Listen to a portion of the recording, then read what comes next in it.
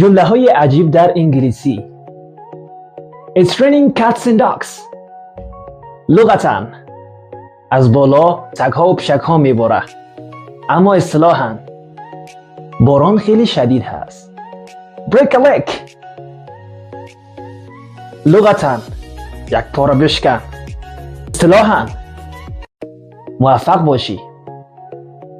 Break a leg guys. I am feeling under the weather. لغتاً من در حال احساس کردن در زیر آب و هوا هستم، اما اصطلاحاً من مریض احوال هستم یا حال خوشی ندارم. Once in a blue moon. لغتاً یک بار در یک ماه آبی. اصطلاحاً به ندرت میگی که He comes to our home once in a blue moon. Spill the beans. لغتاً بیاره پاش بده.